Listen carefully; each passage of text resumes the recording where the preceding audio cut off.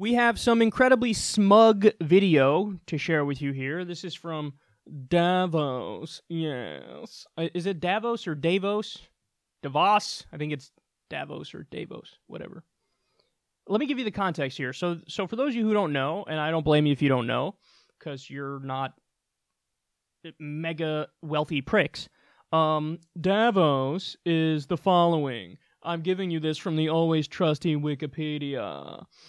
The World Economic Forum, based in Cologne, Geneva, Switzerland, was founded in 1971 as a not-for-profit organization.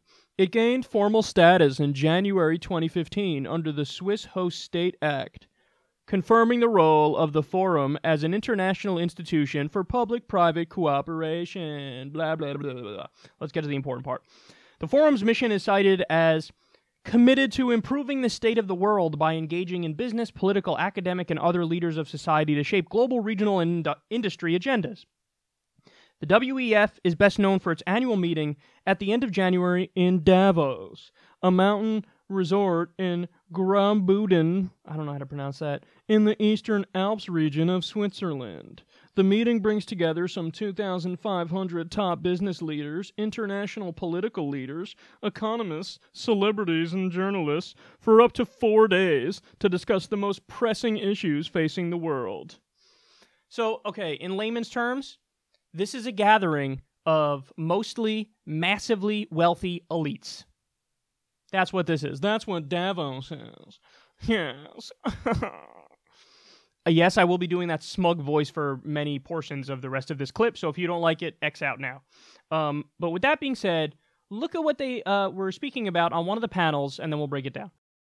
There are growing calls to address these inequalities, particularly the wage inequality, with more taxes. In particular, in the United States, there's been a call by Congresswoman Ocasio-Cortez to tax people earning over $10 million at a 70% tax rate. The current top rate in the United States is 37%. Michael Dell, do you support this? I just want to say I'm thrilled that they're asking. Wow, what a great question. Well, look, I mean, you know, my wife and I set up a foundation about 20 years ago, and we would have contributed quite a bit more than a 70% tax rate on my income, on my annual income. And I feel much more comfortable with our ability as a private foundation to allocate those funds than I do giving them to the government. All right. So no, I'm not supportive of that. Well, Keith, and I don't think it would help the growth of the U.S. economy. Oh, that's interesting. And can you say a little bit more about why? Why you don't think it would? Well, name a country where that's worked, ever. United States.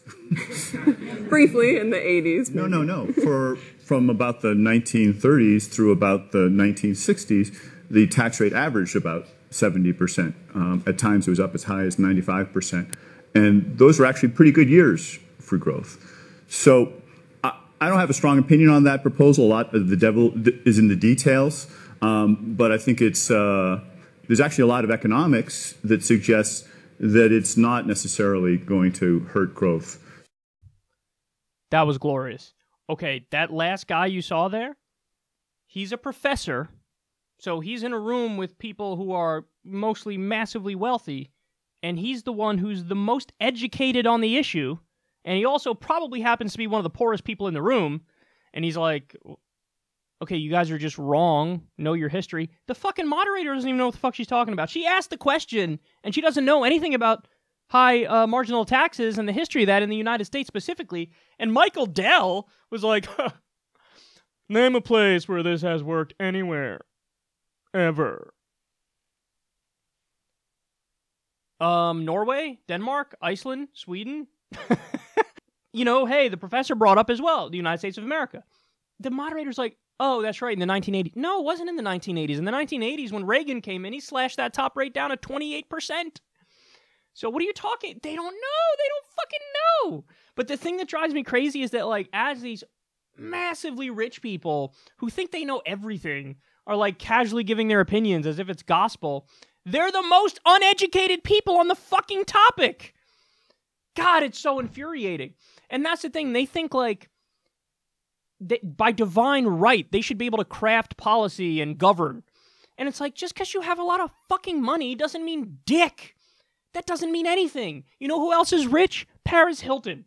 Should she be Secretary of Labor? No. God damn it, man. Oh, they're so fucking insufferable. And again, I love pointing out the fact that the guy who's like the poorest guy in the room, who's a professor, so he's not necessarily part of the elite that most of those other people there are, he's like, it did work in the United States, and here are the years, and that was actually during what was called the golden age of economic expansion in the U.S. We had, manufacturing that was the envy of the world. And also, by the way, at the same time, you know what else we had? Highest unionization rates we ever had in U.S. history. It's a fact of reality that when you have strong unions and many people in unions, you have a stronger middle class. So these guys, they just don't know. They don't know that supply-side economics is garbage and demand-side economics makes sense. And then the other point is they haven't even, thought about it.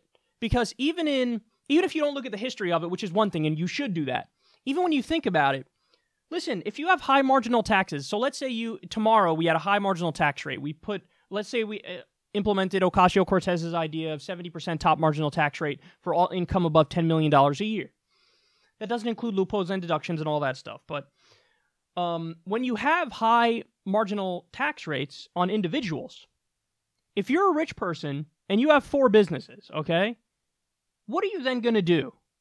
Hey, if I take this money out of my company and I take it as income, I'm going to get taxed at 70% for my top marginal rate for every dollar above $10 million. Hey, maybe I should just leave my money in my business. Maybe I should just take that money and expand my business, because if I expand my business, I'm going to get to keep more of that money than if I take it as income. And what's going to be the effect of leaving that money in your business and expanding your business? It's going to be positive for the economy. You're going to be growing your business. And if there's anything that the capitalists are obsessed with, oh, God, all we care about is growth. We love growth, yes. Well, there you go. High top marginal tax rates on individuals incentivizes growth. And all you got to do is think about it for a second. Because then people are going to say, I don't want to take the money out because I'll be taxed higher. I'll just leave it in my business, and then the businesses will grow. And this is one of the things, I'm sure, that fed into the dynamic of why we had a wonderful economy in the golden age of economic expansion from, the 1940s until the late 1970s. So they don't know anything. God damn it, they don't know anything. Oh, God. In their minds, they think we have to keep from the unwashed masses. We have to keep them away from the levers of... They laughed, man. They laughed at AOC's idea, even though she's the one with all the evidence and all the history backing her position.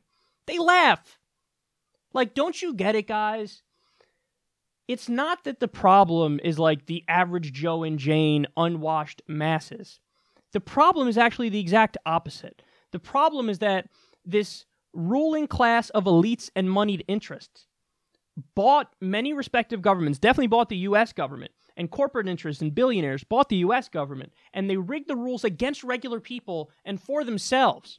And they've been fleecing people for decade after decade after decade after decade. And now when you get politicians who come out, and they're not even super radical, they're just proposing internationally moderate positions, social democratic positions. You scoff at them and you laugh at them. And you're the ones who are ultimately embarrassing yourselves. You're the ones who are massively ignorant. You're the ones who are in your fucking ivory towers, or what is it, towers or ivory castles? What's the phrase? Whatever it is. You're the ones who are, looking down your nose at everybody and being condescending as if you have the answers simply because you're rich. And, you ain't fooling anybody, man. There's a global populist backlash against you clowns. And sometimes it manifests in gross anti-immigrant ways and in a right-wing way, and sometimes it manifests in a way that makes sense, like a social democratic socialist kind of way where people want to make sure that they get better economic security by reforming the system. And I'm extremely here for that.